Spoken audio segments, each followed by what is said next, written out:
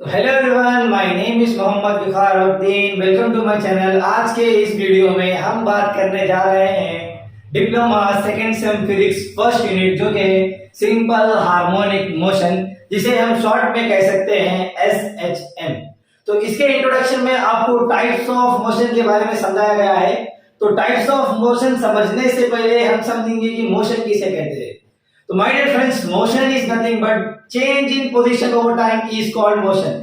For suppose ये मेरी initial position है और मेरी पोजीशन चेंज करा इनिशियल पोजीशन से सम एक्स पोजीशन, और ये पोजीशन चेंज करने में मुझे थोड़ा वक्त लगा, इसी को कहते हैं motion. Change in position over time is called motion.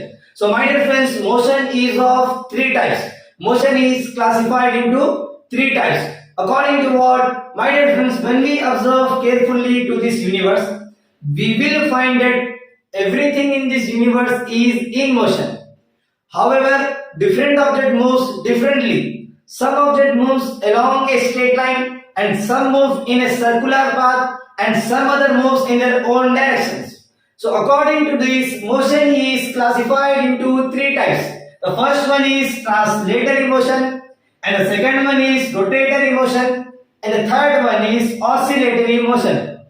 तो फर्स्ट में हम डिस्कस करेंगे ट्रांसलेटरी मोशन किसे कहते हैं। तो translatory motion is nothing but the motion of a body that moves along A line is called translatory motion.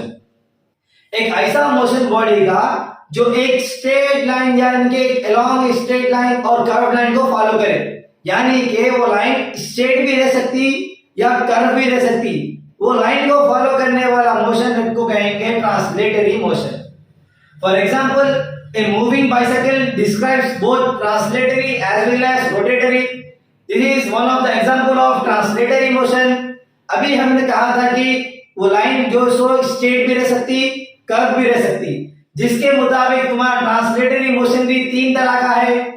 The first one is linear motion, the second one is circular motion, and the third one is random motion. Linear motion किसे कहेंगे? It is the motion of a body that moves along a straight line without any rotation is called linear motion. एक ऐसा motion body का जो एक straight line को follow करे, वो वाले मोशन को कहेंगे linear motion. Next one is circular motion. Circular motion किसे कहते हैं? My dear friends, it is the motion of a body that moves in a circular path is called circular motion. For example, the motion of moon around the earth, चांद के चक्कर काटना धरती के अतराफ, ये भी सर्कुलर मोशन है। For suppose, the motion of electrons around the nucleus, it is also one of the example of circular motion. The motion of planets around the sun, it is also one of the example of circular motion. This is about the circular motion. Next we'll discuss about random motion. What is mean by random motion? By the name itself indicates that it is the disordered or irregular motion of the body is called random motion. एक ऐसा motion जो irregular हो, किसी भी दिशा में उड़ जाना, जैसा कि फॉर एग्जांपल परिंदे उनकी ओन डायरेक्शन में उड़ते हैं, रैंडम वे में उड़ते हैं। For example, the motion of insects and the motion of birds and the motion of dust particles in air, these are some of the examples of random motion. Next will discuss about rotatory motion. What is rotatory motion? It is the spinning motion of a body about its own axis. जैसा कि अर्थ जो है सो उसकी own axis पे भी rotate होता है और सन के अतराफ भी रोटेट होता है। ये जो है सो जो खुद की ओन एक्सिस पे रोटेट हुआ उसे कहेंगे रोटेटरी मोशन। अर्थ के सूरज के अतराफ घूमने में दो मोशंस एक्ट करते हैं, जो कि फर्स्ट में है रोटेटरी मोशन, क्योंकि वो खुद की ओन एक्सिस पे रोटेट होता है, वो खुद की ओन ज्योग्राफिक एक्सिस पे रोटेट होते होते सूरज के अतराफ सर्कुलर वे में रोटेट होता है। तो उसके ऊपर दो मोशंस एक्ट करेंगे, जो कि फर्स्ट है तुम्हारा रोटेटरी मोशन एंड सेकंड है सर्कुलर मोशन। तो जैसा कि अर्थ का रोटेट होना खुद की ओन एक्सिस पे, this is the one of the example of rotatory motion, and the motion of wheel about its axis, it is also one of the example of rotatory motion. Clear है? Next आगे बढ़ेंगे oscillatory motion पे। तो my dear friends, oscillatory motion समझने से पहले हम समझेंगे कि पीरियोडिक मोशन किसे कहते हैं। हम समझेंगे पीरियोडिक मोशन किसे कहते हैं। ऑसिलेटरी आने के लिए हमें पीरियोडिक मोशन का आना बहुत जरूरी है। इसकी वजह से हम पहले समझेंगे कि पीरियोडिक मोशन किसे कहते हैं, उसके बाद हम बढ़ेंगे ऑसिलेटरी मोशन। तो चलिए अब समझते हैं पीरियोडिक मोशन कि पीरियोडिक मोशन किसे कहते हैं। तो पीरियोडिक मोशन समझने से पहले एक कहानी सुनिए कि आप स्कूल को जा रहे हैं डेली 9 बजे और स्कूल से आ रहे हैं 4 बजे। ये पीरियोडिक है और डेली ये आप साइकिल रिपीट कर रहे हैं। डेली 9 बजे जा रहे हैं, 4 बजे आ रहे हैं, 9 बजे जा रहे हैं, 4 बजे आ रहे हैं। डेली ये साइकिल रिपीट कर रहे हैं फिक्स इंटरवल टाइम में, तो उसे पीरियोडिक कहते हैं, उसे पीरियोडिक मोशन कहते हैं। और नेक्स्ट और एक एग्जांपल, जैसा कि हर एग्जाम के एक दिन पहले पढ़ना, ये भी पीरियोडिक मोशन है। हर एग्जाम के एक दिन पहले पढ़ना, ये भी पीरियोडिक मोशन में पढ़ना। तो देखिए, it is the motion of a body that repeats itself identically after a fixed interval of time is called periodic motion। एक ऐसा मोशन जो अपने आप को रिपीट करे फिक्स इंटरवल टाइम में, उसे कहते हैं periodic motion. For example, the orbital motion of the earth around the sun, the orbital motion of the earth around the sun, it is a periodic motion, it is a periodic motion. Next example, the motion of arms of the clock, जैसा कि हर एक एक second को second का कांटा बढ़ना, ये भी पीरियोडिक मोशन है। बराबर उन्हें इसके टाइम पीरियड एक फिक्स इंटरवल टाइम में कंप्लीट कर रहा, ये पीरियोडिक मोशन है। Next third one, the motion of simple pendulum, the motion of simple pendulum, ये भी पीरियोडिक मोशन है, हत्ता के एनर्जी लॉस ना हो, एनर्जी लॉस ना हो, एनर्जी कांस्टेंट हो, तब हम इसे कह सकते हैं the simple pendulum is also a periodic motion. तो आइए बात समझ में आई होंगी बेहतरीन तरीके से। अब आइए ऑसिलेटरी मोशन। ऑसिलेटरी मोशन किसे कहते हैं? My dear friends, it is the to and fro periodic motion. क्या है भैया? It is the to and fro periodic motion. For example, the motion of simple pendulum, इधर इधर इधर इधर, to and fro periodic. Periodic हमें पता है कि बराबर अपने आप को रिपीट करे फिक्स इंटरवल टाइम में, और ऑसिलेटरी मोशन जो पीरियोडिक तो हो, जो पीरियोडिक तो हो, मगर कौन से वाले मोशन में? टू एंड फ्रो मोशन में हो। जो पीरियोडिक तो हो मगर टू एंड फ्रो मोशन में हो, उसे कहेंगे ऑसिलेटरी मोशन, उसे कहेंगे oscillatory motion. For example, the motion of simple pendulum, the motion of simple pendulum, ये एक ऑसिलेटरी मोशन है। Next, oscillations of loaded spring, spring पे लोड था, दबाए खींचा, ढेढ़ ढेढ़ ढेढ़, ये भी एक ऑसिलेटरी मोशन है। Next, oscillations of violin string, guitar की स्ट्रिंग पकड़ के प्लग करो, टिंडी टिंडी टिंडी, ये भी एक ऑसिलेटरी मोशन में काउंट होता है। So now if I ask you a question, all periodic motions are oscillatory motion? क्या भाई सारे पीरियोडिक मोशन ऑसिलेटरी हो सकते? सारे पीरियोडिक मोशन ऑसिलेटरी हो सकते? नहीं। The periodic motion can be of any nature, can be of any nature, कुछ भी हो सकता है। रैंडम वे में पीरियोडिक हो सकता या सर्कुलर वे में पीरियोडिक होता। पीरियोडिक के मीनिंग क्या? जो अपने आप को रिपीट करे फिक्स इंटरवल टाइम में, उसे कहते हैं पीरियोडिक। अब आइए ऑसिलेटरी में। ऑसिलेटरी मोशन किसे कहते हैं? जो पीरियोडिक तो हो मगर अपने आप को रिपीट करता तो हो, मगर जो टू एंड फ्रो मोशन में हो, उसे कहेंगे ऑसिलेटरी मोशन। तो अभी देखिए, सारे पीरियोडिक ऑसिलेटरी हो सकते हैं क्या?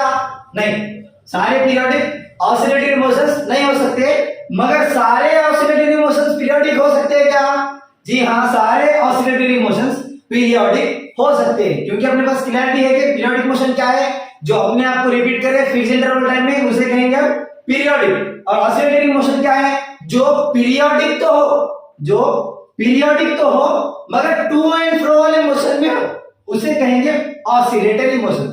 तो इससे हमें यह पता चला कि सारे ऑसिलेटरी मोशंस पीरियोडिक तो है, मगर सारे पीरियोडिक मोशन ऑसिलेटरी नहीं। तो चलिए दोस्तों, अब हम बात करते हैं थोड़ा डिटेल में ऑसिलेटरी मोशन के बारे में। So my dear friends, oscillatory motion किसे कहते हैं?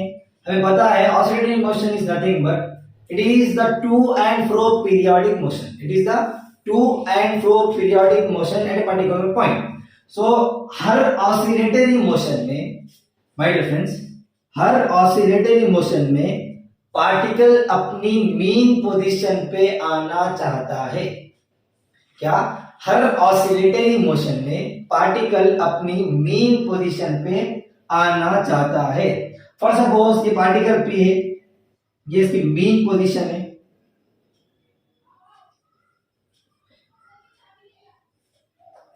ये इसकी मीन पोजीशन है। If we displace the particle towards the right side, it would like to reach its mean position, that is O. If we displace the particle towards the left side, yet also it would like to reach its main position, that is O.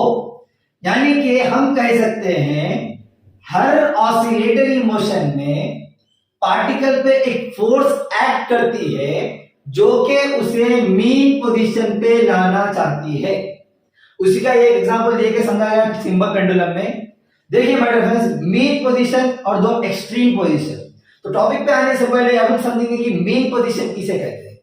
My dear friends, mean position वो position है जहां पर net force आपका zero है, जहां पर आपका net force zero है और डिस्प्लेसमेंट, अगर सर नेट फोर्स जीरो रहेगा तो नॉर्मल सी बात है डिस्प्लेसमेंट भी आपका जीरो रहेगा। तो यानी कि मीन पोजीशन आपकी वो पोजीशन है जहां पर नेट फोर्स जीरो और डिस्प्लेसमेंट जीरो रहता है। ये हो गया मीन पोजीशन। एक्सट्रीम पोजीशंस किसे कहते हैं? एक्सट्रीम पोजीशंस वो पोजीशन है जहां तक के पार्टिकल डिस्प्लेस हो सकता, लास्ट वो पोजीशन को बोलेंगे एक्सट्रीम पोजीशन। यानी कि यहाँ पे एक्सट्रीम पोजीशन ए है, पार्टिकल लास्ट डिस्प्लेस हो सकता खाली ए तक, उसके आगे नहीं जा सकता, इसे कहेंगे एक्सट्रीम पोजीशन। यहां पर भी है, यहां पर भी। तो अपने पता चला कि मीन पोजीशन क्लियर है, टू एक्सट्रीम पोजीशन भी पता है। तो हम यहां पर ये बोल रहे हैं कि हर ऑसिलेटरी मोशन में पार्टिकल अपनी मीन पोजीशन पे आना चाहता है। तो देखो अब नॉर्मल सी बात है, एक पेंडुलम ने दिखाई दे इसकी मेन पोजीशन बताएंगे, क्यों? मतलब वहां पे नेट फोर्स जीरो रहेगा, वो अपने आप जगह पे रहेगा। अगर एक्सटर्नल फोर्स अप्लाई हुआ तो वो लेफ्ट साइड जाएगा, राइट साइड जाएगा, वो तो एक्सटर्नल फोर्स के ऊपर है, तो वो देखेंगे तो वो मीन पोजीशन पे खड़ा होगा।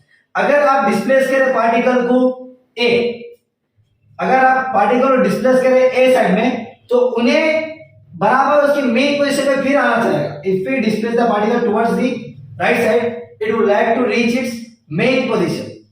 If we displace the particle towards the left side, it would like to reach its mean position. यानी कि हम कह सकते हैं हर ऑसिलेटरी मोशन में एक फोर्स एक्ट करती है जो कि पार्टिकल को उसकी मेन पोजीशन पे लाना चाहती है, और ये फोर्स एक्ट करेगी टुवर्ड्स द मेन पोजीशन। यानी कि अगर तुम डिस्प्लेस करो पार्टिकल को ए साइड में तो फोर्स लगेगी तो आपकी बी साइड में, यानी निगेटिव होगी फोर्स। अगर आप पार्टिकल को डिस्प्लेस करो बी साइड, निगेटिव साइड में, तो फोर्स आपकी होगी पॉजिटिव वाली। क्यों बोलते हो? Force is always directed towards the mean position in an oscillatory motion. तो ये बात थी ऑसिलेटरी मोशन की। तो harmonic motion, my dear friends, harmonic motion किसे कहते हैं? My dear friends, harmonic is periodic, that's it. Harmonic is periodic. इसमें अपन जो है सो एक्सप्रेस करते हैं टर्म्स को in the functions of sine and cos, that's it. Harmonic is periodic. अब बात आती है सिंपल हार्मोनिक किसे कहते हैं? My dear friends, it is the simplest form of oscillatory motion. क्या है ये है एक सिंपलेस्ट फॉर्म ऑसिलेटरी मोशन का, और इसका और एक डेफिनेशन हम कह सकते हैं कि it is the straight line to and fro motion. It is a straight line to and fro motion, और straight line oscillatory motion. Straight line का जो कुछ भी ऑसिलेटरी मोशन रहेगा जिसमें अपने को एक स्ट्रेट लाइन मिली हो, तो उसे कहते हैं सिंपल हार्मोनिक मोशन। उसे कहेंगे हम सिंपल हार्मोनिक मोशन। तो यहां पर देखिए सिंपल पेंडुलम है, अगर ये डिस्प्लेस करेगा टुवर्ड्स ए साइड तो ये एक स्विंग वाला मोशन होगा। ये ऑसिलेटरी तो है मगर सिंपलेस्ट वाला केस नहीं है। अगर हम इसे सिंपलेस्ट बताना चाहें तो इसे डिस्प्लेसमेंट यहां तक ही हो, यानी कि उन्हें ऐसा डिस्प्लेस करे कि अपने को रिजल्टेंट में एक स्ट्रेट लाइन ऑब्टेन्ड हो, जो कि आपको यहां पे दिख रहा है। यहां पे पार्टिकल ऐसी तरीके से डिस्प्लेस हुआ कि अपने को रिजल्टेंट में एक स्ट्रेट लाइन ऑब्टेन हुई। तो ऐसे वाले मोशंस को कहेंगे सिंपल हार्मोनिक मोशन, जिसे हम शॉर्ट में कहेंगे SHM। For example oscillations of loaded spring. It is also one of the example of simple harmonic motion. In that we obtain a straight line. Next, oscillation of simple pendulum, जो कि अभी हम देखें, जो आपको straight line motion मिला हो simple pendulum के थ्रू, वो वाले मोशन को कहेंगे सिंपल हार्मोनिक मोशन. तो simple harmonic is the special case और simplest case of oscillatory motion. That's it. तो अगर मैं आपको पूछूं माय डियर फ्रेंड्स, सारे सिंपल हार्मोनिक मोशन ऑसिलेटरी हो सकते हैं? सारे सिंपल हार्मोनिक मोशन ऑसिलेटरी तो हो सकते हैं. जी हाँ, बिल्कुल हो सकते हैं. हमें क्या मालूम है कि simple harmonic motion is the special case और simplest case of oscillatory motion. Simple harmonic motion oscillatory तो है, सारे simple harmonic motion oscillatory motion ही है, मगर सारे oscillatory motion simple harmonic motions नहीं है. यानी कि ऑसिलेटरी मोशन में जो है सो to and fro, straight line motion नहीं हो सकता, स्विंग हो सकता, आगे जा सकता है. स्ट्रेट लाइन मिल सकती है या नहीं मिल सकती है वो तो ऑसिलेटरी मोशन के ऊपर डिपेंड करता है. मगर सारे oscillatory motions simple harmonic motions नहीं हो सकते, मगर सारे simple harmonic motions oscillatory motions हो सकते हैं. हो सकते नहीं है. All simple harmonic motions are oscillatory motions, but all oscillatory motions are not simple harmonic motion. तो अभी तक हमने क्या पढ़ा? हमने पढ़ा periodic motion, oscillatory motion, harmonic motion and simple harmonic motion. तो माय डियर फ्रेंड्स, पीरियोडिक एक बार रिवाइज करेंगे. पीरियोडिक किसे कहते हैं? Periodic, it is the motion that repeats itself identically after a fixed interval of time. यानी कि जो अपने आप को रिपीट करे फिक्स इंटरवल टाइम में, उसे कहेंगे हम पीरियोडिक मोशन. उसे कहेंगे हम periodic motion. Next, oscillatory motion. The to and fro periodic motion is called oscillatory motion. The to and fro periodic motion is called oscillatory motion. यहां पर बात याद रखने की ये है कि all periodic motion are not oscillatory motion. All periodic motions are not oscillatory motions, but all oscillatory motions are periodic motions. All oscillatory motions are periodic motion. For example, the motion of arms of the clock. The motion of arms of the clock जो periodic तो है मगर oscillatory नहीं. जो periodic तो है मगर oscillatory नहीं. नेक्स्ट, हार्मोनिक इज पीरियोडिक, ये तो हमें पता है. Next, simple harmonic motion. My dear friends, simple harmonic motion is the simplest case और special case of oscillatory motion. That's it. So if I ask you a question, all simple harmonic motions are oscillatory motions? Yes, exactly. All simple harmonic motions are oscillatory motions, but all oscillatory motions are not simple harmonic motion. So now see the conditions for SHM, simple harmonic motion. चलिए अब condition देखते हैं. तो first condition is the motion should be periodic. ये तो हमें मालूम है कि सारे ऑसिलेटरी मोशंस पीरियोडिक हैं और ये SHM जो है so it is the simplest form of oscillatory motion, जो कि ऑसिलेटरी मोशन ही है मगर simplest case of oscillatory motion है. तो ये भी कैसा होगा? पीरियोडिक. ये भी पीरियोडिक है. तो condition is satisfied. Next, the particle must move to and fro about the mean position. Particle जो है सो टू एंड फ्रो मूव होगा about the mean position, not from the extreme positions. Extreme positions पे to and fro नहीं, mean positions पे to and fro होगा, तभी जाके फोर्स पॉजिटिव नेगेटिव मिलेगी. Next, acceleration is always directed towards the mean position. हमने बताया हर oscillatory motion में एक फोर्स एक्ट करती है जो कि पार्टिकल को उसकी मेन पोजीशन पे लाना चाहती है, वो है आपका एक्सेलरेशन. ये वही बड़ा acceleration is always directed towards the mean position. Acceleration is always directed towards the mean position. वो है आपकी third condition. Acceleration must be proportional to displacement. Acceleration proportional होगा डिस्प्लेसमेंट के. अगर डिस्प्लेसमेंट ज्यादा, एक्सेलरेशन भी ज्यादा. अगर डिस्प्लेसमेंट कम, एक्सेलरेशन भी कम. वो आपके fourth point. Next, acceleration and displacement should be opposite to each other. हमने पता है अगर डिस्प्लेसमेंट एक ही तरफ जा रहा है, अगर डिस्प्लेसमेंट पॉजिटिव है तो आपका एक्सेलरेशन निगेटिव होगा, क्यों? वो तो direct towards the mean position. Acceleration आएगा टुवर्ड्स द मेन पोजीशन, जो कि नेगेटिव डायरेक्शन में होगा। अगर डिस्प्लेसमेंट नेगेटिव होगा तो एक्सेलरेशन पॉजिटिव वाला लगेगा, एक्सेलरेशन पॉजिटिव वाला लगेगा। Acceleration and displacement should be opposite to each other, ये आपके फिफ्थ कंडीशन।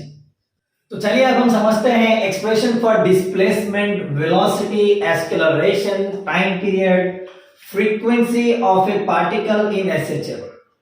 तो वेलोसिटी और एक्सेलरेशन समझने से पहले हम समझेंगे एक्सप्रेशन फॉर डिस्प्लेसमेंट। आगे आने वाली चीजें डिस्प्लेसमेंट के रिलेटेड है, तो लिहाजा कॉन्सेंट्रेट कीजिए। तो चलिए एक्सप्रेशन फॉर डिस्प्लेसमेंट समझने से पहले हम समझते हैं कि डिस्प्लेसमेंट किसे कहते हैं। हम समझेंगे पहले डिस्प्लेसमेंट किसे कहते हैं। My dear friends, it is the distance of a particle from its mean position to at any instant, from its mean position at any instant। मान लीजिए यहाँ पे पार्टिकल P है उसकी मेन पोजीशन पे, और पार्टिकल जो है सो डिस्प्लेस करा उसकी मेन पोजीशन से सम x पोजीशन तक, तो इसी को कहेंगे डिस्प्लेसमेंट। इसे x या y से शॉर्ट में रिप्रेजेंट करते हैं, इसी को कहते हैं डिस्प्लेसमेंट। और एक टाइम आप यहां पर ये समझिए एम्पलीट्यूड किसे कहते हैं। My dear friends, it is the maximum displacement is called amplitude. जो मैक्सिमम डिस्प्लेसमेंट रहता है मीन पोजीशन से लेके एक्सट्रीम पोजीशन तक का, उसे कहेंगे हम एम्पलीट्यूड। तो लिहाजा आप क्लियरिटी मिली होगी कि डिस्प्लेसमेंट में और एम्पलीट्यूड में क्या फर्क है। My dear friends, the distance covered by a vibrating particle from its mean position to some X position at any instant is called its displacement, जिसे हम शॉर्टली रिप्रेजेंट करेंगे x और y से। Next, amplitude, it is the maximum displacement from its mean position, it's called its amplitude। तो चलिए अब बढ़ते हैं एक्सप्रेशन फॉर डिस्प्लेसमेंट पर। My dear friends, expression for displacement समझने से पहले अपन यूनिफॉर्म सर्कुलर मोशन एक बार अच्छे से समझेंगे क्या है। तो देखिए यहाँ पे एक पार्टिकल P है जो कि सर्कुलर मोशन कर रहा है। क्या कर रहा है? सर्कुलर मोशन कर रहा है, जो कि यूनिफॉर्म सर्कुलर मोशन कर रहा है। यूनिफॉर्म सर्कुलर मोशन मतलब मान लीजिए कि पार्टिकल 20 सेकंड्स में एक साइकिल अपनी कंप्लीट करा, पूरा एक रोटेशन कंप्लीट करा, तो दूसरी नेक्स्ट साइकिल भी 20 सेकंड में कंप्लीट करा, तो ये यूनिफॉर्मली 20 अपनी एक एक साइकिल कंप्लीट कर रहा है, तो इसे कहेंगे यूनिफॉर्म सर्कुलर मोशन। तो मैं आपसे एक बात पूछूं, क्या uniform circular motion periodic motion है? क्या uniform circular motion periodic motion है? जी हाँ, uniform circular motion periodic motion है, क्योंकि अपने को मालूम है कि पीरियोडिक मोशन वो मोशन है जो अपने आप को रिपीट करे फिक्स्ड इंटरवल टाइम में। तो आप देखिए हर 20 सेकंड्स में पार्टिकल अपना रोटेशन कंप्लीट कर रहा है और ये खुद को रिपीट कर रहा है बराबर। 20 के बाद फिर 20 में नेक्स्ट, फिर 20 के बाद फिर नेक्स्ट, तो ये पीरियोडिक भी है। तो सारे यूनिफॉर्म सर्कुलर मोशन पीरियोडिक हो सकते हैं? जी हाँ, बिल्कुल हो सकते हैं। अब मैं आपसे पूछूं, क्या ये सिंपल हार्मोनिक मोशन कर रहा है? देखिए ये तो एक सर्कुलर वे में घूम रहा है, ये यूनिफॉर्म सर्कुलर मोशन में घूम रहा है, मतलब ये एसएचएम तो नहीं कर रहा। एसएचएम के माने क्या है? जो कि एक तुम्हारा simplest form of oscillatory motion हो। ऑसिलेटरी मोशन के माने टू एंड फ्रो पीरियोडिक। क्या है? टू एंड फ्रो पीरियोडिक, वो भी स्ट्रेट लाइन वाला टू एंड फ्रो। तो ये पार्टिकल टू एंड फ्रो तो नहीं कर रहा, मगर circular motion, uniform circular motion जरूर क्या है। तो अब हम एसएचएम में अगर सर्कुलर मोशन को देखना चाहेंगे तो उसे कैसा देखेंगे? तो देखिए दो एक्सिस बना लीजिए, एक जो है तुम्हारी हॉरिजॉन्टल, एक वर्टिकल। एक वर्टिकल ले लीजिए जिसको बोले वाई एक्सिस, नेक्स्ट एक हॉरिजॉन्टल ले लीजिए जिसको बोलेंगे एक्स एक्सिस। इसके अपोजिट वाला एक्स डैश, इसके अपोजिट वाला वाई डैश। तो यहां से आप जरा कंसंट्रेट कीजिए, यहां से लेक्चर बहुत इंटरेस्टिंग होने वाला है। तो देखिए मान लीजिए कि पार्टिकल जो है सो उसकी मीन पोजीशन यानी कि एक्स एक्सिस के मीन पोजीशन, यहां पर आपका नेट फोर्स 0 रहता, नेट फोर्स 0 होता, डिस्प्लेसमेंट भी 0 रहेगा। तो मान लीजिए कि पार्टिकल जो है सो मीन पोजीशन पे है और पार्टिकल जो है सो आगे बढ़ना स्टार्ट करा। मान लीजिए पार्टिकल जो है सो 2 सेकंड्स में इधर पहुंचा, फिर 2 सेकंड्स में इधर पहुंचा, फिर 2 सेकंड में इधर, फिर 2 सेकंड में इधर। इसी तरीके से 2-2 सेकंड में अपना जो सो डिस्प्लेसमेंट कर रहा है। कौन? पार्टिकल।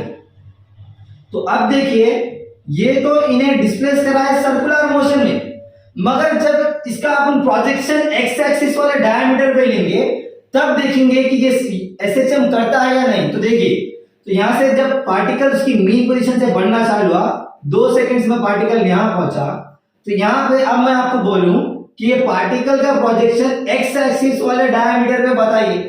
तो पार्टिकल का प्रोजेक्शन एक्स एक्सिस वाले डायमीटर पे ये देखिए, और इसको ये प्रोजेक्शन को बोलिए m1, प्रोजेक्शन को बोल लीजिए m1। जब पार्टिकल यहां से फिर मूव हुआ आगे की तरफ, यहां पर आगे रुका, तब उसका प्रोजेक्शन देखिए, तब उसका प्रोजेक्शन आता है इधर, इधर, इसको बोले m2, बोलिए इसको m2। नेक्स्ट इधर ये m3, ये m4, ये m5। यानी कि जरा गौर कीजिए माय डियर फ्रेंड्स, जैसे जैसे पार्टिकल सर्कुलर वे में आगे बढ़ते जा रहा है, उसका जो प्रोजेक्शन है स्ट्रेट लाइन वाला, वो भी आगे बढ़ते बढ़ते चला जा रहा है। यानी कि पार्टिकल तो सर्कुलर वे में है, पार्टिकल तो सर्कुलर वे में चल रहा है, जो उसका प्रोजेक्शन है वो एसएचएम कर रहा है। देखिए जो उसका प्रोजेक्शन है वो स्ट्रेट लाइन वाला टू एंड फ्रो मोशन कर रहा है। जब पार्टिकल यहां था तब प्रोजेक्शन m1 इधर, जब पार्टिकल थोड़ा आगे बढ़ा, सर्कुलर वे में आगे बढ़ा, तो उसका प्रोजेक्शन m2 इधर आया, जब प्रोजेक्शन इधर आया तो उसका प्रोजेक्शन ये है, जब पार्टिकल इधर पहुंचा तो उसका प्रोजेक्शन इधर, जब पार्टिकल इधर पहुंचा तो उसका प्रोजेक्शन m4 इधर। यानी कि जैसा जैसा पार्टिकल सर्कुलर वे में रोटेट होते जा रहा है, वैसा वैसा जो उसका प्रोजेक्शन है वो एसएचएम कर रहा है। देखिए यहां पे ये, यहां पे ये,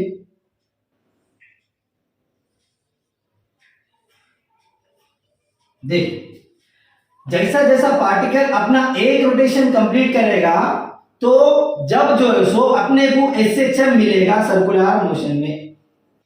बात आ रही समझ में? जब पार्टिकल यहां था मीन पोजीशन पे, जब उसका डिस्प्लेसमेंट जीरो था, टाइम भी जीरो था, जब 2 सेकंड बढ़ा तो पार्टिकल यहां पहुंचा, पार्टिकल तो सर्कुलर सर्कुलर खेल रहा है, मगर जो उसका प्रोजेक्शन है एक्स एक्सिस वाले डायमीटर पे, जो कि है m1, m2, m3, m4, m5, ये सारे जो है सो टू एंड फ्रो मोशन कर रहे हैं। देखिए जब पार्टिकल इधर पहुंचा तब प्रोजेक्शन इधर था, जब पार्टिकल थोड़ा सर्कुलर वे में आगे गया तो उसका प्रोजेक्शन इधर, जब पार्टिकल फिर आगे गया उसका प्रोजेक्शन इधर बना। यानी कि पार्टिकल का प्रोजेक्शन तो स्ट्रेट लाइन वाला टू एंड फ्रो मोशन कर रहा है, जिसे हम कह सकते हैं एसएचएम।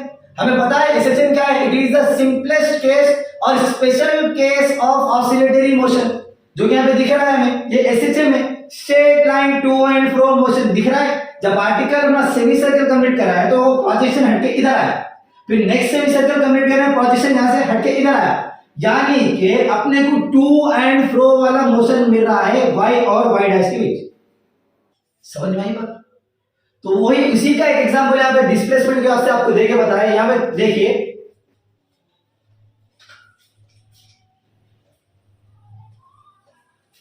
तो चलिए अब देखिए, ये तो एक सर्कुलर पाथ है, ये आपकी y एक्सिस और ये आपकी x एक्सिस।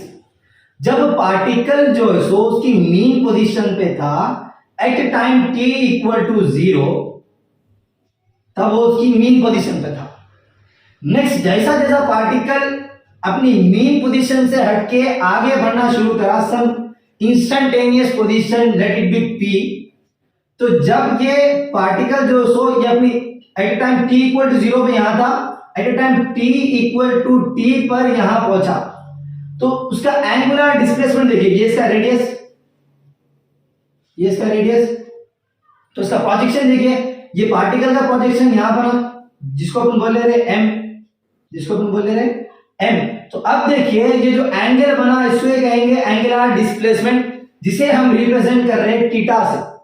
तो अब मुझे एंगुलर डिस्प्लेसमेंट इस प्रोजेक्शन का मालूम करना है, तो एंगुलर डिस्प्लेसमेंट ये देखो, angular velocity equal to omega है जो एक कांस्टेंट है, और at a time t equal to t, तो यानी कि angular displacement theta equal to omega t।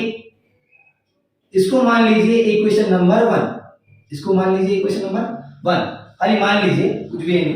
Next angular displacement equal to angular velocity into time, angular displacement equal to angular velocity into time. तो यहां पर तुम theta की value निकल के आ जाएंगी, theta equal to omega t, theta equal to omega t. चलिए अब देखते हैं एक ट्रायंगल देखिए OMP में, यहाँ पर देखिए आपको एडजेसेंट है आपका x, एडजेसेंट है आपका x और हाइपोटेन्यूस है रेडियस आपका r। तो फंक्शन कौन सा लगेगा, cos थीटा। आपने को पता है cos theta equal to adjacent by hypotenuse, cos theta equal to adjacent by hypotenuse. तो cos थीटा इक्वल टू, अब एडजेसेंट की वैल्यू क्या है x, ये आपका एडजेसेंट x बाय हाइपोटेन्यूस क्या है आपका r। तो मुझे होना डिस्प्लेसमेंट x, तो r को जो है यहां से निकाल के इक्वल किए पापा ना, ये डिवीजन में है तो मल्टीप्लिकेशन में चल जाएगा, r cos theta equal to x। So x equal to r cos theta, और हमें पता है from the equation 1 theta equal to omega t, so x equal to r cos omega t, जो कि आपका डिस्प्लेसमेंट है। क्लियर है? Next displacement भी सेम, चलिए देखते हैं नेक्स्ट डिस्प्लेसमेंट। तो देखिए समझने की कोशिश कीजिए, बहुत इंपॉर्टेंट है। नेक्स्ट अब आइए इधर, ये वाला ट्रायंगल कंसीडर कीजिए। यहाँ पर आपको हाइपोटेन्यूस है r जो कि है रेडियस, और अपोजिट है y, ये एंगल के अपोजिट वाला अपोजिट y। तो फंक्शन कौन सा लगेगा, sin थीटा, और आपको पता है sin theta equal to opposite by hypotenuse. जब अपोजिट क्या है, देखिए अपोजिट क्या है ट्रायंगल में, देखिए अपोजिट जो है आपका y है, तो sin theta equal to y by hypotenuse क्या है r है, y बाय r। अब मुझे होना डिस्प्लेसमेंट y, तो r को निकाल के डिवीजन में तो ये इक्वल के पार जाएगा तो मल्टीप्लिकेशन में चल जाएगा, तो sin r sin theta equal to y, so y equal to r sin theta, और हमें पता है कि theta equal to omega t, so y equal to r sin omega t। This is the expression for displacement. Clear है? हमें पता है sin theta equal to of by hypotenuse, तो देखिए यहां पे अपोजिट की वैल्यू है y और हाइपोटेन्यूस है आपका r, ये है ना हाइपोटेन्यूस, ये है वैल्यू r। तो देखिए ये r जो है डिवीजन में इक्वल ये पड़ गया, ये मल्टीप्लिकेशन में पड़ जाएगा, तो r sin theta equal to y, जो कि हमारा डिस्प्लेसमेंट है। नेक्स्ट हमने बोला y equal to r sin theta, और from the equation 1 theta equal to omega t, so y equal to r sin theta के प्लस पे omega t। That's about it. चलिए मेरे दोस्तों, वेलोसिटी और एक्सेलरेशन पे आने से पहले हम आपको थोड़े बहुत फॉर्मूलेस मालूम रहना चाहिए, डिफरेंशिएशन के थोड़े बहुत फॉर्मूलेस मालूम रहना चाहिए। अभी आप पढ़े नहीं, अगर पढ़ोगे आगे जाने पर, तो आप पहले फॉर्मूलेस में चाहता हूं कि आप फॉर्मूलेस को नोट डाउन कर लें, जिसकी वजह से आप आने वाले जो एक्सप्रेशन है वेलोसिटी और एक्सेलरेशन में, इसमें आपको काफी बहुत यूज है इसका। तो देखिए differentiation of sin omega t equal to cos omega t into omega, ये डिफरेंशिएशन का फार्मूला है, आप पढ़ोगे आगे जाके, ये फार्मूला नोट डाउन कर लीजिए। 4 फार्मूले जो सो आपकी नोटबुक में या रफ नोटबुक में नोट डाउन कर लीजिए। ये आने वाली जो वेलोसिटी और एक्सेलरेशन में इनका इसमें बहुत सारा यूज है, इन्हीं की मदद से हम वेलोसिटी और एक्सेलरेशन निकालेंगे। Next differentiation of cos omega t equal to minus sin omega t into omega, ये differentiation of cos omega t का फार्मूला है।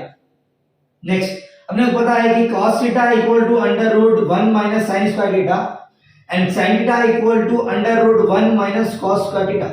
माय डियर फ्रेंड्स, ये चार फार्मूले जो है सो आने वाले जो वेलोसिटी और एक्सेलरेशन है, इनमें इनका काफी सारा यूज है, इन्हीं की मदद से हम वो आसानी के साथ निकाल सकते हैं। तो लिहाजा आप अपनी नोटबुक में इन्हें नोट डाउन कर लीजिए, उसके बाद हम बढ़ेंगे वेलोसिटी और एक्सेलरेशन पे, नोट डाउन करें। तो चलिए अब हम बढ़ते हैं वेलोसिटी की तरफ, एक्सप्रेशन फॉर वेलोसिटी। तो एक्सप्रेशन फॉर वेलोसिटी समझने से पहले हम समझेंगे कि वेलोसिटी किसे कहते हैं। तो my dear friends, the rate of change of displacement is called velocity. The rate of change of displacement is called velocity. तो हम यहां पे लिख सकते हैं इसको v equal to dy by dt, where y is the displacement। तो देखिए माय डियर फ्रेंड्स, हमें पता है कि y equal to r sin omega t, displacement y equal to r sin omega t। यहां पे देखिए d by dt of r sin omega t, since y equal to r sin omega t। तो ये r तो है constant, तो इसे बाहर ले जाइए डिफरेंशिएशन के। So v equal to r d by dt of sin omega t। हमें पता है d by dt of sin omega t, since d by dt of sin omega t equal to cos omega t into omega, ये तो हमें पता है। Next v equal to r d by d t of sine omega T equal to cos omega t into omega. तो देखिए r into omega, r omega, r omega cos omega t, ये आपका velocity का expression, जो कि हमारा velocity का expression. अब देखिए ये और सिंप्लीफाई हो सकता है क्या? जी हाँ, बिल्कुल हो सकता है। हमें पता है कि cos theta equal to under root 1 minus sine square theta. तो इसे और लिख सकते हैं हम v equal to are omega, since cos theta equal to under root 1 minus sine square theta, ये हमें पता है। Next under root 1 minus sine square theta की प्लस पे यहाँ पे है ओमेगा टी, थीटा की प्लस पे omega t, under root sine of 1 minus sine square omega t. Clear है? जब y equal to r sine omega t था, अब हमें चाहिए साइन ओमेगा टी की value, sine square omega T की वैल्यू। हमें देखिए आर जो है सो मल्टीप्लिकेशन में साइन के साथ, तो इक्वल के ये बार आ जाएगा, तो ये बन जाएगा y by r equal to sine omega T. तो हमें चाहिए स्क्वायर, तो स्क्वायरिंग ऑन बोथ साइड कर दीजिए। तो sine square omega T equal to y square by are square. तो ये अपने को मिल गई साइन स्क्वायर की वैल्यू। तो अपन लिख सकते हैं यहाँ पे v equal to are omega under root 1 minus sine square omega T की value, sine square omega T की value y square by are square. तो सब्स्टिट्यूट कर दीजिए y square by are square. यहां तक क्लियर? तो आप देखिए हमें ये क्वेश्चन मिला v equal to are omega under root 1 minus Y square by are square. तो आप देखिए, आप एलसीएम लीजिए, v equal to are omega under root, अब एलसीएम लीजिए R square by are square minus Y square. तो ये R square cancel. Next v equal to are omega under root 1 minus Y square, आपका equation मिला। अब ये है r, जब r रूट के अंदर जाएगा तो बदल जाएगा स्क्वायर में। So v equal to omega under root R square minus Y square. चाहे आप वेलोसिटी के ये लिखो एक्सप्रेशन या ये लिखो, दो भी एक ही। क्लियर है? वेलोसिटी का इक्वेशन सेटिस्फाई। ये हमने y डिस्प्लेसमेंट के साथ किया है, आप x डिस्प्लेसमेंट के साथ भी। चलिए अब हम बढ़ते हैं एक्सेलरेशन की तरफ। हमें पता है acceleration equal to rate of change of velocity is called acceleration. तो हम लिख सकते हैं इसको dv by dt, rate of change of velocity is called acceleration. So a equal to d by dt of, हमें पता है velocity v equal to r omega cos omega t। अभी हमने निकाला था velocity v equal to r omega cos omega t। So ये v की place में ये वैल्यू सब्स्टिट्यूट कर दीजिए, क्या था r omega cos omega t। Clear? तो ये r ओमेगा जो है कांस्टेंट है, तो ये आ जाएंगे डेरिवेशन के बाहर। Next a equal to r omega d by dt of cos omega t। Clear है? तो हमने फॉर्मूले में देखा था d by dt of cos omega t equal to minus sine omega t into omega, ये हमें पता है। सो ये r omega as it is d by dt of cos omega t equal to minus sine omega t into omega. तो ये omega into ये omega equal to omega square. So r omega into omega, omega square of minus sine omega t। Clear?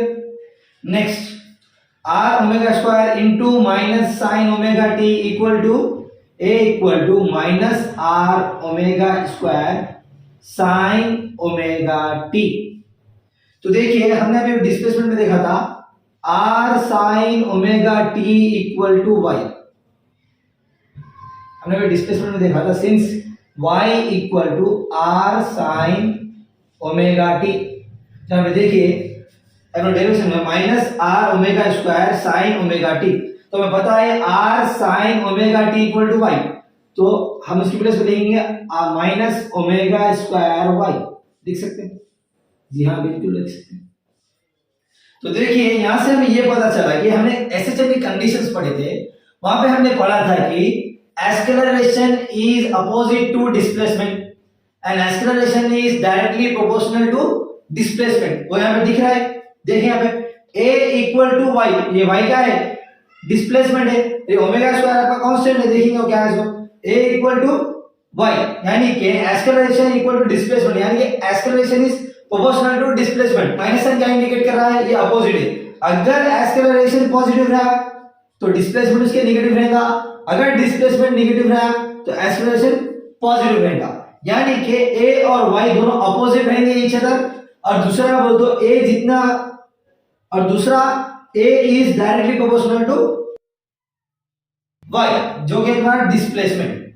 यहां से हमें clarity मिल गई, देखिए वही तो है ना ये इक्वेशन।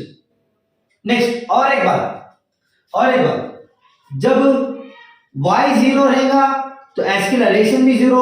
देखिए यहाँ पे a equal to minus omega square Y, अब हम y को जीरो कर दे रहे तो एक्सेलरेशन भी जीरो हो जाएगा। When y equal to zero acceleration equal to भी zero. Next, but velocity equal to maximum, that is r omega, velocity becomes maximum when a is maximum and displacement is maximum, velocity becomes minimum। तो चलिए अब हम समझते हैं expression for time period.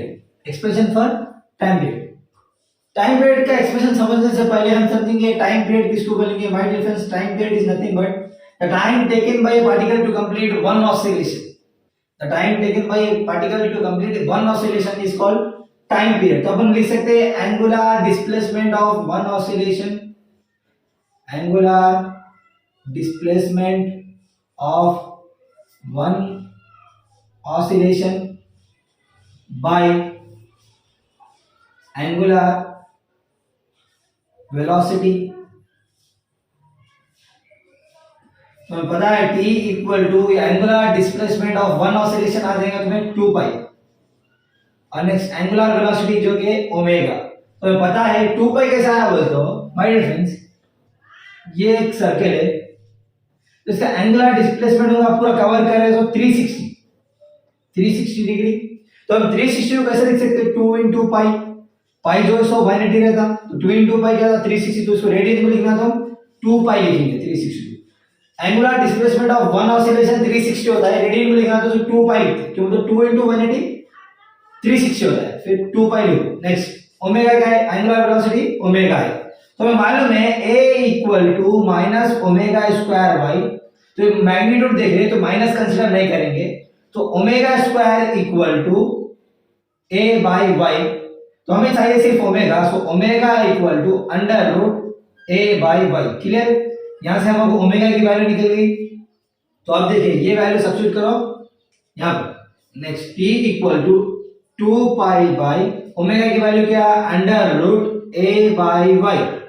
तो अब देखिए t इक्वल टू, ये 2 पाई को साइड में ले लीजिए, ये डिवीजन में तो मल्टीप्लिकेशन हो जाएगा तो पलट जाएगा, तो under root a by Y है तो under root y by a। So time period equal to 2 pi under root y जो है तुम्हारा डिस्प्लेसमेंट है और a जो सो एक्सेलरेशन है। This is the expression for time period. तो चलिए अब बढ़ते हैं फ्रीक्वेंसी की तरफ। एक्सप्रेशन फॉर फ्रीक्वेंसी क्या है my dear friends, number of oscillation made by a vibrating particle in 1 second. तो हम लिख सकते हैं f equal to 1 by t, हमें पता है t equal to 1 by 2 pi under root y by a। तो f equal to 1 by 2 pi रखो एज इट इज, ये डिवीजन में तो मल्टीप्लिकेशन में जो under root a by y जो कि तुम्हारा frequency. Clear, it's the expression for frequency, it is the expression for frequency. तो चलिए अब हम बढ़ते हैं ग्राफ की तरफ। डिस्प्लेसमेंट वर्सेस टाइम का ग्राफ, डिस्प्लेसमेंट वर्सेस टाइम का ग्राफ, एक्सेलरेशन वर्सेस टाइम का ग्राफ, और वेलोसिटी वर्सेस टाइम की ग्राफ। तो अब हम बात करने जा रहे हैं ग्राफ्स के बारे में। तो फर्स्ट हम देखेंगे डिस्प्लेसमेंट वर्सेस टाइम का ग्राफ, डिस्प्लेसमेंट वर्सेस टाइम का ग्राफ। तो देखिए my dear friends, displacement versus time का ग्राफ हम देखने जा रहे हैं। तो मान लीजिए एट t इक्वल टू 0, ये आपका ये ऐसी पोजीशन है जहां पर टाइम t इक्वल टू 0 है, और ये वाले केस में time t equal to t by 4, और ये वाले केस में तुम्हारा टाइम t बाई 2, और यहाँ पर आपका टाइम टी 3t/4 और यहाँ पर time t equal to T. तो नेक्स्ट अब हम देखेंगे डिस्प्लेसमेंट वर्सेस टाइम का ग्राफ। तो माय डियर फ्रेंड्स, आपको पता है displacement y equal to r sin omega t।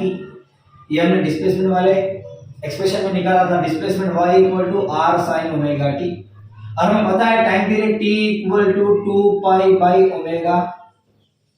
तो अब मुझे यहाँ पे हमारा ओमेगा की वैल्यू, तो omega equal to 2π/t। Clear? अब हमें ओमेगा की वैल्यू मिल गई, ये वैल्यू यहाँ पे सब्स्टिट्यूट करना है बस इतना ही। तो देखिए कॉन्सेंट्रेट कीजिए, नोट्स बनाइए इसके, बहुत important. Next y equal to r sin omega की वैल्यू क्या है 2π/t, 2π/t। अब हम कहा मान रहे हैं at time t equal to 0 displacement क्या होगा। अब देखेंगे टाइम t क्या है, at t equal to 0, at t equal to 0, so t equal to 0. Next y equal to 0 into something 0. At a time t equal to 0 displacement x equal to 0.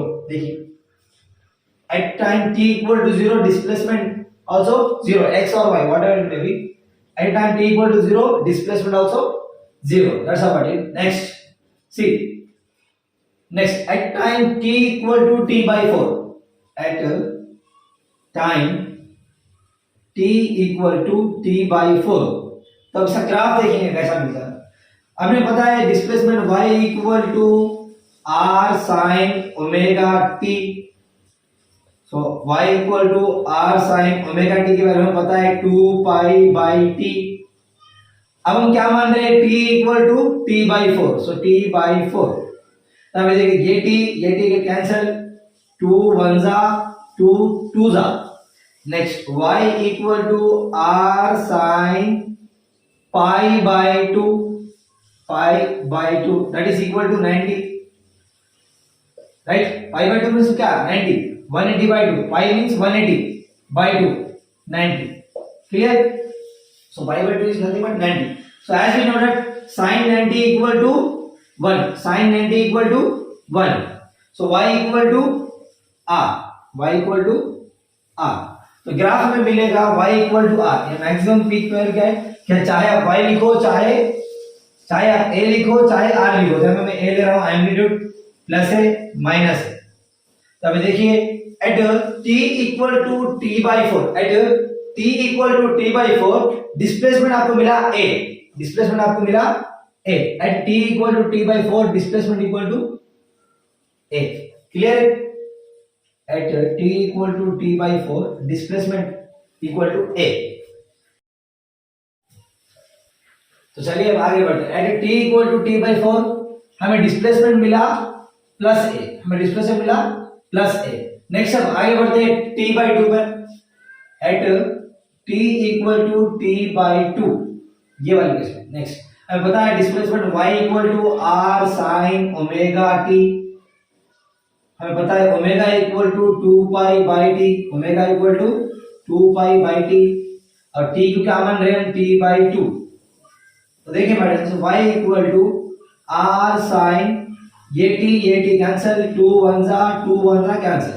So sin pi की वैल्यू my dear friends, sin pi की value 0 है। r sin of 180 equal to 0, so y equal to 0। At a time t equal to t/2 displacement equal to 0, displacement equal to 0। देखिए at a time t equal to t/2 displacement equal to 0। Next अब हम देखेंगे at a time t equal to 3t/4, at a time t equal to 3t/4। Next at a time t equal to 3t/4। Next here y equal to r sin omega t, y equal to r sin 2π/t। at t equal to क्या मान रहे हैं 3t/4। t get cancelled, 2 1 जा 2 2 जा। So y equal to r sin 3π/2, r sin 3π/2। तो आपको value मिलेगी इसकी -1। सॉल्व करिए इसको, -1 मिलेगा r ऑफ -1, तो आपको आंसर मिलेगा रिजल्टेंट -r, जो कि आपका डिस्प्लेसमेंट है at time t equal to 3t/4। At time t equal to 3t/4 displacement equal to -a, displacement equal to -a।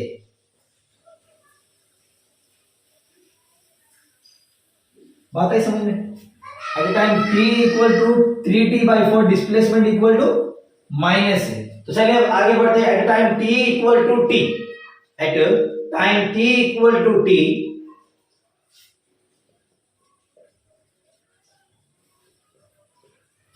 Displacement y equal to r sin omega t, y equal to r sin 2π/t into t। At time t equal to t मान रहे, t cancel, y equal to r sin 360 2π sin 360 equal to 0, r of 0, so y equal to 0। At time t equal to t displacement equal to 0, displacement equal to 0। At time t equal to t displacement equal to 0।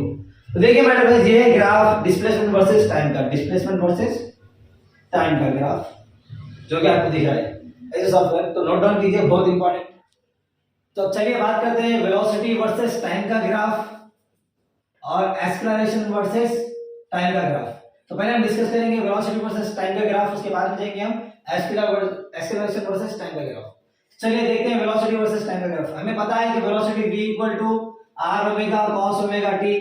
My dear friends, जब कभी भी हम graph बनाते हैं हमें function sine का होना, और साइन का फंक्शन पॉजिटिव चाहिए, नेगेटिव नहीं। यहाँ पे देखिए, तो अब cos ओमेगा t को मैं कन्वर्ट करूं साइन के फंक्शन में, तो कैसा करना है, v equal to r omega sin 90 plus theta, theta plus omega t है, तो ये फंक्शन कन्वर्ट हो जाएगा साइन में। सिमिलरली एक्सेलरेशन देखिए, a equal to minus r omega square sin omega t। हमें माइनस का फंक्शन नहीं चाहिए, माइनस की साइन नहीं चाहिए, इसको कन्वर्ट करना है हमें r omega square sin 180 plus theta equal to sin theta, minus का साइन हट जाएगा। तो अब देखिए, अब हम ग्राफ देखते हैं, वेलोसिटी वर्सेस टाइम का ग्राफ देखते हैं। At time t equal to 0, at time t equal to 0 velocity में क्या मिलती है वो देखेंगे। v equal to r omega sin, omega की वैल्यू है 2π/t, t को हम क्या कंसीडर कर रहे हैं 0 प्लस π/2, ये सारा 2π/t into 0 0। Next v equal to r omega sin π/2। My dear friends, sin 90 equal to what, sin 90 equal to 1, so r omega sin 90 equal to 1, so what is the result, r omega, v equal to r omega। at time t equal to 0 velocity v equal to r omega। देखिए graph में at time t equal to 0 velocity v equal to r omega। Next वाला हम करते हैं, at time t equal to t/2 velocity क्या आती है वो देखते हैं। at time t equal to t/2 what will be the velocity, v equal to r omega sin omega t plus π/2। अब हम कंसीडर कर रहे हैं at time t equal to t/4 what will be the velocity, velocity v equal to r omega sin, omega की value हमें पता है 2π/t, t को हम क्या ले रहे हैं t/4 प्लस π/2। तो देखिए my friends, t get cancel, 2 1 जा 2 2 जा, what will be the result, r omega sin π/2 plus π/2 nothing but pi. तो हमें पता है sin 180 equal to 0, so r omega sin 180 equal to 0, so velocity equal to 0। At a time t equal to t/4 velocity v equal to 0। At time t equal to t/4 velocity v equal to 0। देखिए बेटा, इसी तरीके से velocity का graph आप करिए, same ये time के प्लस पे हर टाइम को चेंज करते जाइए, रिजल्ट क्या आया प्लॉट करते जाइए graph. At time t equal to t/4 आपको मिलेगा minus omega r omega, at time t equal to 3t/4 आपको मिलेगा 0, at time t equal to t आपको मिलेगा r ओमेगा। ठीक है, अब हम बढ़ते हैं एक्सेलरेशन की तरफ, अब हम बढ़ते हैं एक्सेलरेशन की तरफ। तो देखिए एक्सेलरेशन का ग्राफ, तो देखिए यहाँ पे a equal to are omega square sine omega t +5 next ये एक्सेलरेशन। अब देखिए r omega square sine omega को हम क्या लिख सकते हैं 2 पाई/टी, टी को हम क्या कंसीडर कर रहे हैं at a time t equal to 0, what will be the acceleration, तो टाइम t को क्या ले रहे हैं हम 0 प्लस पाई। तो देखिए a equal to are omega square, ये पूरा जाके 0 हो जाएगा, साइन 180 क्या है आपका sine 180 equal to 0, so a equal to are omega square sine 180 is nothing but 0, so acceleration equal to 0 at a time t equal to 0, at a time t equal to 0 acceleration a equal to 0, at a time t equal to 0 acceleration a equal to 0।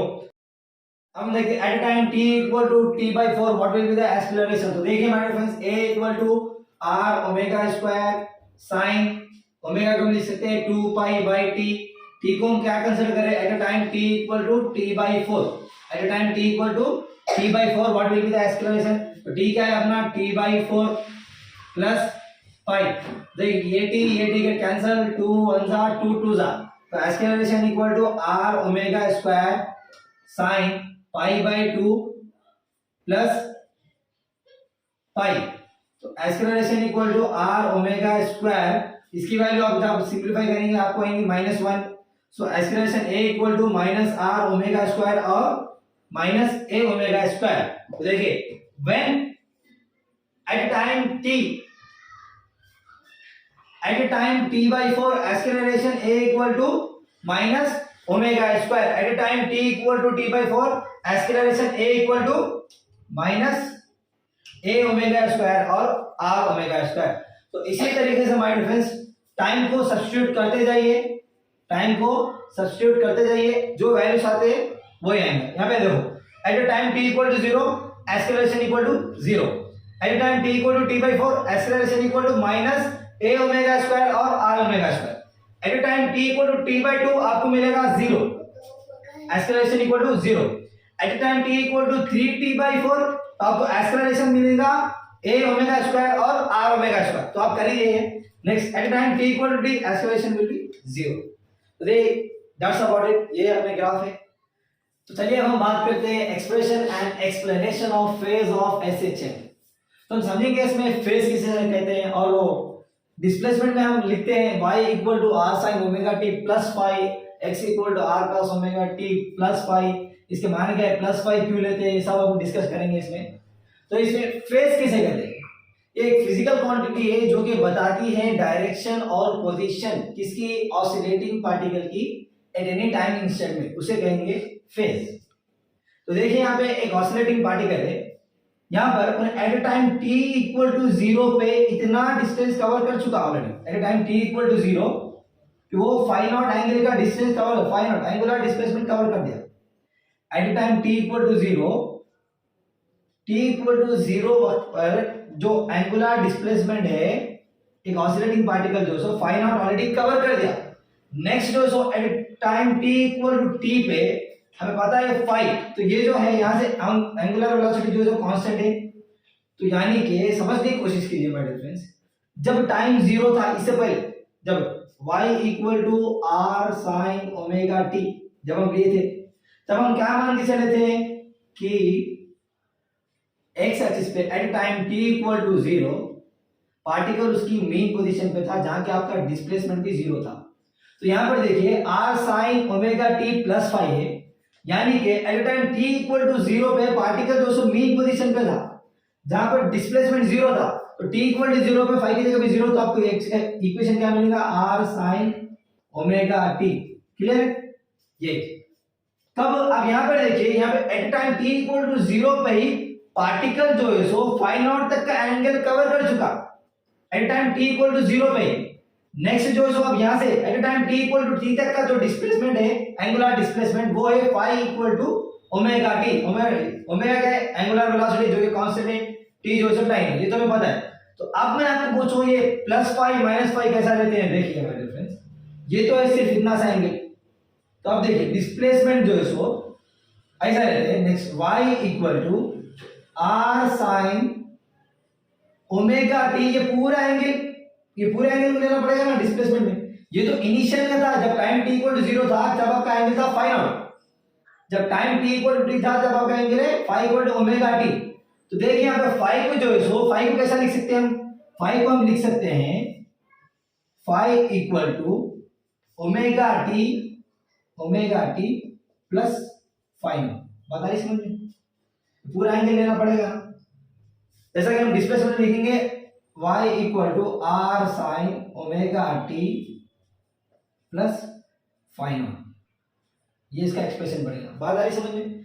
वही same negative में कब लेंगे, जब ये negative में हो, ऐसा।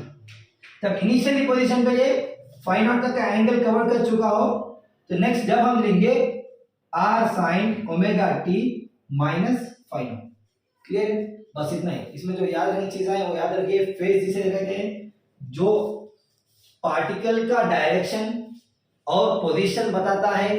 कौन सा पार्टिकल? ऑसिलेटिंग पार्टिकल का एट एनी टाइम इंस्टेंट में, उसे कहते हैं फेज। कब प्लस फाई लेंगे, कब माइनस फाई लेंगे? देखिए माय डियर फ्रेंड्स, जब कभी भी particle at time t equal to 0 पे ऑलरेडी एंगल कवर कर चुका है, जिसे कहेंगे हम फाई नॉट। उसके बाद का time t equal to t तक के एंगल को हम बोले थे फाई या थीटा, जो कि आपका ओमेगा टी। तो जब कभी भी आप एक्सप्रेस करेंगे डिस्प्लेसमेंट में, तो आपको लिखना होगा y equal to r sin omega t plus phi naught. क्यों? तो ये भी एक एंगल बन रहा है, पूरा एंगल ये जब बनेगा, ये जब पूरा एंगल बनेगा। ठीक है, देखते हैं expression for time period of simple pendulum. Expression for time period of simple pendulum. एक सिंपल पेंडुलम कंसीडर कीजिए ऑफ लेंथ l, जिसका हेवी बॉब का मास है m और जो एंगुलर डिस्प्लेसमेंट है वो थीटा। तो देखिए माय डियर फ्रेंड्स, जब कभी भी बॉब जो सिंपल पेंडुलम जो उसकी मेन पोजीशन पे रहता, द वेट mg उसका वर्टिकली डाउनवर्ड्स रहता, और जो टेंशन है, the tension of the string vertically upwards रहता। तो द फोर्स जब बॉब मूव होगा position a to position b, जो इसका जो वेट है mg, इन्हें रिजॉल्व होगा टू कंपोनेंट्स में। एक है mg cos थीटा और दूसरा है mg sin theta. mg cos theta balance the tension of the string in the string, और mg sin theta acts to bring the bob towards the mean position. mg sin theta acts to bring the bob towards the main position, जिसे हम कहेंगे restoring force. हमने oscillatory motion में पढ़ा था my dear friends, एक force होती है हर ऑसिलेटरी मोशन में जो पार्टिकल को उसकी मीन पोजीशन पे लाना चाहती है, वो यही फोर्स है रिस्टोरिंग फोर्स, जो कि है mg sin थीटा। तो चलिए एक्सप्रेशन देखिए। तो जो रिस्टोरिंग फोर्स है वो force F equal to minus mg sin theta है, ये है आपकी रिस्टोरिंग फोर्स। तो देखिए एक्सेलरेशन इक्वल टू हमें पता है फोर्स बाय मास, तो यहाँ पे एक्सेलरेशन रिस्टोरिंग फोर्स की तरफ से प्रोड्यूस हुआ है, तो हम लिख सकते हैं A equal to restoring force by mass, where restoring force equal to minus mg sin theta, mass के है m, तो ये m कैंसिल हो गया, हमें मिला acceleration equal to minus g sin theta. तो देखिए my friends, for a small oscillation, my friends simple harmonic motion क्या है? It is the simplest case of oscillatory motion. क्या है simple harmonic motion? It is the simplest case of oscillatory motion. तो देखिए my friends, जब simplest case of oscillatory motion होगा तो जो सो मूवमेंट, जो टू एंड फ्रो मूवमेंट है वो भी बहुत छोटा होगा। भाई नॉर्मल सी बात है, जब simplest case of oscillatory motion रहेगा तो मूवमेंट जो है पार्टिकल का टू एंड फ्रो में वो भी बहुत छोटा सा रहेगा। तो जिसकी वजह से a equal to minus g sin theta जो है सो for small oscillation sin theta को हम नेगलेक्ट कर देंगे, खाली लेंगे थीटा। बात है समझ में? For a small oscillation sin theta equal to theta, that's it. Next from the figure, आप देखिए फिगर कंसीडर करिए, ये सपोर्ट जो O है, हम थीटा की वैल्यू निकाल रहे हैं। सपोर्ट जो O है और ये A पोजीशन और ये B, और यहाँ पे डिस्प्लेसमेंट तुम्हारा r का लेंथ है x। तो देखिए हमें एंगल लिखा है, हमें यहाँ पे थीटा की वैल्यू चाहिए, तो थीटा एंगल इक्वल टू हमें पता है आर्क लेंथ बाय रेडियस। तो हमें आर्क लेंथ है आपका x और रेडियस है आपका l, तो थीटा की वैल्यू आपको निकल जाएंगी x बाय l, थीटा की वैल्यू आपको निकल जाएंगी x बाय l। तो अब इधर देखिए, अब ये थीटा की वैल्यू सब्स्टिट्यूट करिए, ये इक्वेशन है। तो a equal to minus g as it is, minus g as it is, theta equal to x by l. So in the place of theta we substitute the value of theta x by l. Clear? Next a equal to मैं लिख सकता हूँ ये a अगर sir division में तो मैं g को डिवीजन में लेके इसको मल्टीप्लिकेशन में ले लिया. नेक्स्ट वही क्यों मतलब हमें ओमेगा की वैल्यू चाहिए g by दैट्स व्हाई. तो देखिए a equal to minus g by l, ये x को साइड में ले लो x मल्टीप्लिकेशन में. तो देखो ये इक्वेशन को कंपेयर करो एसएचएम के इक्वेशन के साथ. एसएचएम का इक्वेशन क्या था? a equal to minus omega square x. Exclamation का जो इक्वेशन मिला था एसएचएम में वो उसका इक्वेशन क्या है? a equal to minus omega square x where x is the displacement. तो देखिए यहाँ पे ओमेगा की प्लेस पे g by l है. ओमेगा की प्लेस पे g by l है. तो omega square equal to g by l लिख सकते हैं. जी हाँ जरूर लिख सकते हैं. Omega square equal to g by l. तो होना अपने को ओमेगा की वैल्यू तो स्क्वायर अंदर यहाँ पे रूट में कन्वर्ट होगा. तो omega equal to under root g by l. Clear? अब हमें ओमेगा की वैल्यू मिल चुकी. नेक्स्ट देखेंगे अब टाइम पीरियड. टाइम पीरियड तो फाइंड करना है ना. नेक्स्ट टाइम पीरियड इक्वल हमें पता है t equal to 2 pi by omega. t equal to 2 pi by omega. Omega की वैल्यू मिल चुकी. ओमेगा की वैल्यू क्या है? Under root g by l. So time period equal to 2 pi by under root omega की place पे under root g by l. तो देखिए t इक्वल टू 2 पाई ये under root g by l को मैं multiplication में लगा दे convert हो जाएगा under root l by g में. वही है आपका टाइम पीरियड. अब देखेंगे फ्रीक्वेंसी. हमें फ्रीक्वेंसी पता है 1 by t equal to frequency f equal to 1 by t. तो देखिए 1 की प्लेस एज इट इज तो t की वैल्यू को सब्स्टिट्यूट करिए 2 pi under root l by g. तो 1 by 2 पाई. अब ये under root l by g को आप मल्टीप्लिकेशन में लेंगे तो तब्दील हो जाएगा under root g by l में. That's the expression for time period of single. तो चलिए अब हम बात करते हैं लॉज ऑफ सिंपल पेंडुलम. बहुत इंपॉर्टेंट लॉज है, याद रखिए सिंपल पेंडुलम के लॉज. तो फर्स्ट लॉ क्या है? Time period is independent of mass, shape and size and nature of the material of the ball. Time period जो है आपका इंडिपेंडेंट रहना चाहिए किससे? साइज से, नेचर से, मटेरियल के नेचर से और शेप से, मास से. टाइम पीरियड क्या है? 2 pi under root l by g. अभी हमने देखा था टाइम पीरियड. तो वही टाइम पीरियड इंडिपेंडेंट रहना चाहिए मास से, शेप से, साइज से और nature of the material of the ball. ये तुम्हारा फर्स्ट लॉ है. Second law, time period of simple pendulum is directly proportional to the square root of the length. Time period t is directly proportional to the square root of the length. कब? when g equal to constant. कब हो सकता है? when g equal to constant. जो भी तुम्हारा time period of simple pendulum है उन्हें डायरेक्टली प्रोपोर्शनल है स्क्वायर रूट ऑफ लेंथ के. कब condition? when g equal to constant. ये तुम्हारा सेकंड लॉ है. Next, time period of simple pendulum is inversely proportional to square root of acceleration. Time period of simple pendulum is inversely proportional to square root of acceleration due to the gravity at that place where L equal to constant. कब हो सकता है? L equal to constant पे. देखो भाई तुम्हारा time period जो है सो डायरेक्टली प्रोपोर्शनल रहता स्क्वायर रूट के L के. कब? G equal to constant पे. नेक्स्ट थर्ड लॉ क्या है? टाइम पीरियड जो है सो सिंपल पेंडुलम का इनवर्सली प्रोपोर्शनल रहता किसे? एक्सेलरेशन के. कब? When l equal to constant पे. नेक्स्ट थर्ड फोर्थ है. Next fourth, time period of simple pendulum is independent of the amplitude. Amplitude के इंडिपेंडेंट रहता है टाइम पीरियड. ये तुम्हारा फोर्थ लॉ है. Next second pendulum. Second pendulum किसे कहेंगे? The pendulum whose time duration is 2 seconds. whose time duration is 2 seconds is called second pendulum. Thank you. That's about it. That's the end of this chapter. Thank you.